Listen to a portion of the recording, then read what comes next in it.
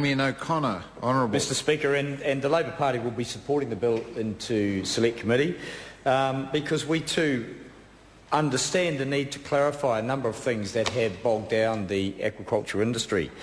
Nonetheless, the reality, of course, for many in the industry is that the international markets have not been great over the last few years, and in some bizarre way, the lack of any further space development has probably helped protect those who are currently producing to get a slightly better return in the marketplace.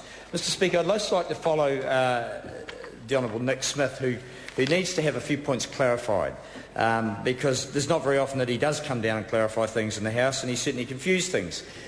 The dilemma that we face in aquaculture was a direct result of the national government's RMA legislation that left it to regional councils to develop plans, regardless of their capability or knowledge, to manage all the things in the coastal areas that they, strictly speaking, didn't have responsibility for, but had been asked to manage. And what happened in Tasman, and Tasman's a unitary council, because Nick Smith campaigned to get rid of the regional council, and there's a whole lot of people there think that was a major blue, I have to say. And the unitary council in Tasman had not foreseen the growth potential in aquaculture and had not put in place a coastal management plan and a resource plan that adequately addressed the huge number of applications that they got for coastal space. And under the RMA, passed by the national government, there was a clear obligation to manage the applications on the first-come, first-served basis. Some regional councils that didn't have huge pressure from aquaculture had got on and put in place some basic requirements. Marlborough, on the other hand, had actually moved forward and developed a reasonably robust scheme for managing applications, and in fact had moved on and unitary authority, yes, some work well, some don't. And they had addressed the issue. But what happened in Tasman was a flood of applications by a bunch of speculators who thought, we'll rush out and get this space, and then someone will come along later on and they might want to grow some mussels or do something else. Mr King knows that, the truth of this. And so we attempted in government, because there'd been huge litigation, expensive litigation, and in terms of personal cost, quite high for a number of people involved in that, and I offer them my sympathy. They were caught up in what was a legislative vacuum supported by, or perhaps in the absence of any clarification by Tasman District Council, to try and sort out who got first rights and where should they approve these applications. They were huge in area, Mr Speaker, and so something had to be done. We got in and we attempted, keeping in mind, and we put in place the obligation for 20% of new space to go to Maori, as has happened with quota. So we got to that point, put in place a few principal positions, and said that there had to be a process of developing aquaculture management areas, and then a process of application for space within of those ones. And yes, hindsight would say that we didn't get it quite right, Mr Speaker. I think we'd admit that. But it was with the best of intentions. This piece of legislation does address a number of those problems. I accept that.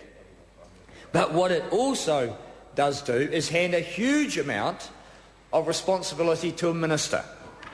And that won't offer investors or industry much certainty. We were reluctant in government to have ministerial discretion and preferred to have in place a robust and independent process. We attempted to in this aquaculture legislation, Mr Speaker. But the national government, of course, going back, because we knew if you hand over ultimate responsibility and decision-making to a minister, then it's all right if you're in government and you can trust your minister. But if, as happens in democracy, another bunch of loonies gets into power, then we don't know whether the minister has the knowledge, has the right ethical and moral judgment to make the right decisions. And if you look at what has happened with the National Party in the last few weeks, Mr Speaker, you'd have to say that there are some ministers who don't have the best guidance around moral and ethical judgments. So how do we ensure, or how does any investor ensure that they get a fair assessment of their application, get a fair go at getting a positive decision around their application? Mr. Speaker, because in the end it's up to the Minister. Well, that will be one area that we will scrutinise closely in the Select Committee, because we still believe an independent, transparent process is the fairest way for all business in this country to operate, so that they're not battered around by the winds of ignorance, by the winds of different ethical judgments or politicking, that they get a fair go when they want to develop a business, get access to a bit of space and get on and develop some exports for the country, Mr. Speaker. So while this bill does make some progress in some key areas, it does ultimately leave ministerial discretion as the last port of call for decision making, and in our view that is a big worry. Mr. Speaker, there are some existing problems within the aquaculture industry that really need to be addressed, and I take the opportunity in this bill to ask the Minister who's come into the House, what's he doing about the scallop management situation in Golden Bay?